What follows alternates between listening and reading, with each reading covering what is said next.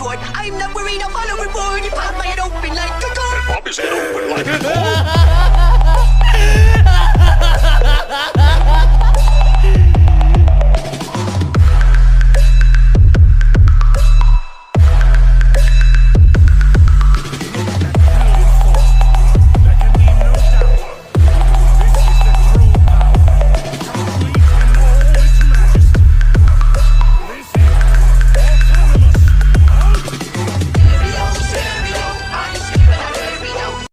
I am sorry कि ये video ज़रा लेट हो गई है। असल में लेट नाइट की वजह से मेरी हेल्थ और मेरा गला ये दोनों तरह से डाउन है। तो चलो वीडियो को स्टार्ट करते हैं। इस एपिसोड की स्टार्टिंग में हम देखते हैं ब्रोली को। असल में ब्रोली के माइंड के अंदर एक कैरेक्टर उसे कंट्रोल लेने की कोशिश कर रहा है और ये जो कैरेक्टर है वो ब्रोली को मैनिपुलेट कर ब्रोली की बॉडी पर 100% कंट्रोल करने में कामयाब हो जाता है। ये बीइंग एकदम से ब्रोली की बॉडी पर टेक ओवर करता है और फिर वो अपने आसपास देखने लग जाता है। वो सबसे पहले ग्रैंड प्रीस्ट की जो बेड़िया है, जो उसकी कैद है, उसे तोड़ता है और एकदम से एक अलग ही लोकेशन पर जाने लग जाता है। पर तभी ग्रैंड प्रीस्ट एकदम से उसे रोक लेते हैं और उसे रोककर उसके ऊपर काफ़ी ज़्यादा डेंजरस अटैक करते हैं। वो कैरेक्टर ग्रैंड प्रीस्ट के अटैक को डॉज करने में कामयाब हो जाता है। इस पॉइंट पर ये जो बीइंग है वो एकदम से ग्रैंड प्रीस्ट की तरफ देखता है और वो एकदम से ग्रैंड प्रीस्ट के पास्ट को समझने की कोशिश करता है। वो यहाँ पर ये जान पाता है कि जो ग्रैंड प्रीस्ट है वो एक गद्दार का खून है। वो ग्रैंड प्रीस्ट को देखकर जैसे भड़क पड़ता है, बट फिर वो एकदम से समझने लगता है कि जब वो यहाँ पर प्रेजेंट नहीं था तब चीज़ें क्या क्या तरीके से आगे बढ़ी और वो रियलाइज़ करता है कि अब यहाँ पर 2 सुप्रीम गॉड्स हैं और उनमें से एक अब इसके सामने है। वो ग्रैंड प्रीस्ट के ऊपर अटैक कर देता है। इन दोनों की ये बैटल स्टार्ट हो जाती है। इन दोनों की इस बैटल के अंदर हम एक चीज़ को देख पाते हैं और वो चीज़ ये है कि अब ब्रोली जो काफ़ी ज़्यादा वीक लग रहा था वो एकदम से अपनी पावर्स की मदद से डोमिनेट करने लग जाता है। ये जो बीइंग है वो ब्रोली की स्ट्रेंथ को देखकर शॉक हुए जा रहा था, उसकी बॉडी को देखकर शॉक हुए जा रहा था, क्योंकि असल टाइम में उसकी बॉडी भी इतनी कैपेबल और इतनी स्ट्रांग नहीं थी।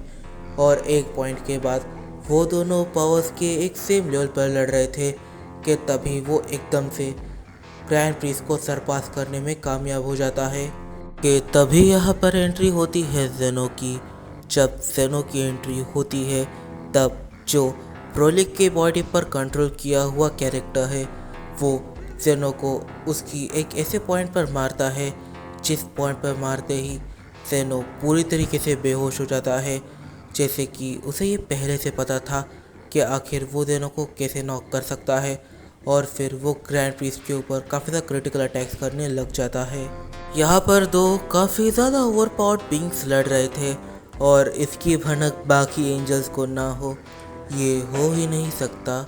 और अब सारे एंजल्स मिलकर एकदम से इस बैटल के अंदर कूद पड़ते हैं।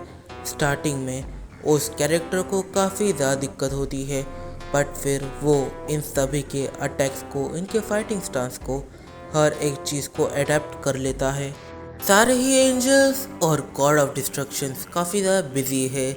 सुप्रीम गॉड्स का भी कोई अता पता नहीं है। इन सभी के अंदर एक मिस्टीरियस कैरेक्टर एक मौके को देखती है और वो समझ जाती है कि अब उसे क्या करना है। वो एकदम से प्लैट वेजिटा के एटमॉस्फेयर में घुसती है।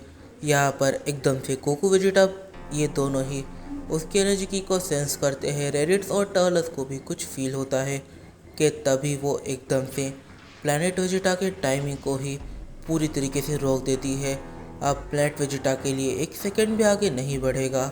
यहाँ पर सारे कैरेक्टर फ्रीज हो जाते हैं। तभी वो कैरेक्टर एकदम से कोकू, वेजिटा, टर्लस, रेडिट्स इन्हें किडनैप कर लेती है जो उस प्लैनेट पर स्ट्रॉन्गेस्ट थे। वो उन्हें लेकर एक अलग ही मल्टीवर्स में आ जाती है। ये जो अलग मल्टीवर्स है वो ऐसे काफ़ी सारे मल्टीवर्सेस से गुजरती है और यहाँ पर कोकू, वेजिटा और बाकी कैरेक्टर्स को होश आ जाता है और फाइनली वो लोग एक ऐसे बॉर्डर पर पहुँचते हैं जहाँ से सारी चीज़ें ख़त्म हो जाती है। पर जैसे ही ये लोग दूसरे रेल में घुसते हैं वैसे ही कोकू, वेजिटा इन दोनों को ही होश आता है। अब यहाँ पर जो रेडिट्स और टर्लस है वो गोकू वेजिटा की तरफ देखते हैं। वो इस पॉइंट पे कुछ भी नहीं कह सकते कि तभी उन्हें एक आवाज़ आती है। तुम सभी को शांत रहना है। गोकू एकदम से सवाल करता है, 1 मिनट, आखिर तुम हो कौन और आखिर तुम्हें हमसे चाहिए कहाँ, हम है कहाँ। यहाँ पर गोकू जैसे सवालों के पूरे पुल ही बांध देता है और वो एक ऐसा रिप्लाई करती है जिसे किसी ने भी एक्सपेक्ट नहीं किया था। तो ठीक है, मैं तुम्हारे सामने एक नज़ारे को लाऊंगी। तुम मुझे बताओ, क्या ये तुम्हारी प्रजाति से आता है? पर वो बारडॉग को दिखाया उससे पहले वो दिखाती है गिने को, और यहाँ पर गिने अपने ग्लैडिएटर वाले अवतार के अंदर थी। यहाँ पर गोकू रेडिट से पूरी तरीके से शॉक थे क्योंकि वो अपनी आंखों के सामने अपनी मदर को वायलेंस करते देख पा रहे थे। एक ग्लैडिएटर होना मतलब पूरी तरीके से वायलेंस में डूब जाना, खून खराबा करना, और इस चीज़ को देखकर काफ़ी हद तक गोकू और रेडिट इन दोनों का ही दिल बैठ गया था।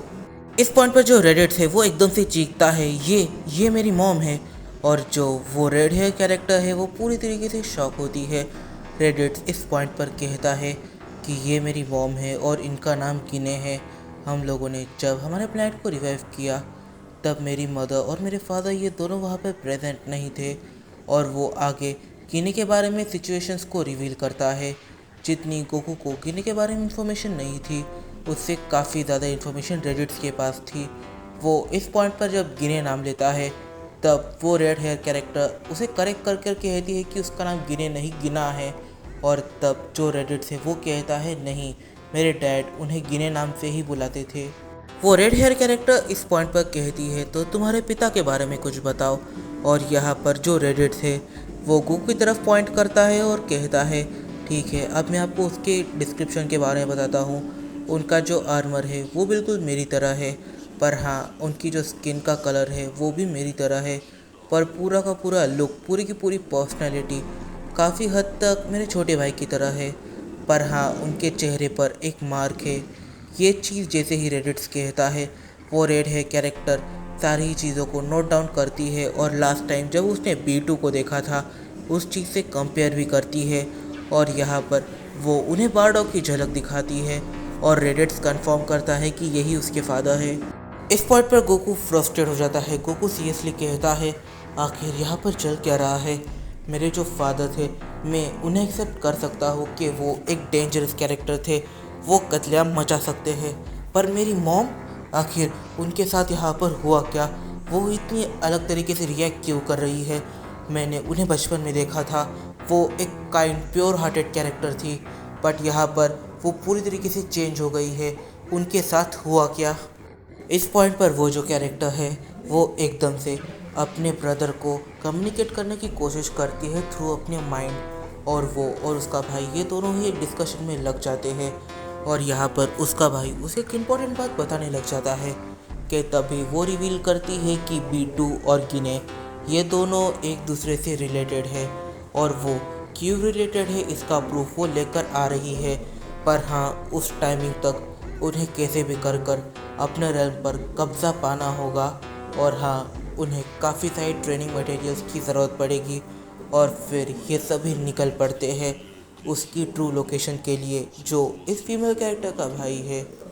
इस पॉइंट पर गोकू को अपनी लाइफ का सबसे बड़ा झटका लगा है, क्योंकि उसे लगा था कि उसके मॉम डैड की डेथ हो चुकी है, पर उनकी डेथ कभी हुई ही नहीं, वो लोग सर्वाइव कर गए थे, और आखिर अब क्या होने वाला है फ्यूचर में। और यहाँ पर गिने एक ग्लैडिएटर थी, मतलब कि उसके पास भी एक अलग टाइप का पावर एक्सपीरियंस होगा ही, बैटल एक्सपीरियंस होगा ही, तो आखिर वो कैसा होने वाला है।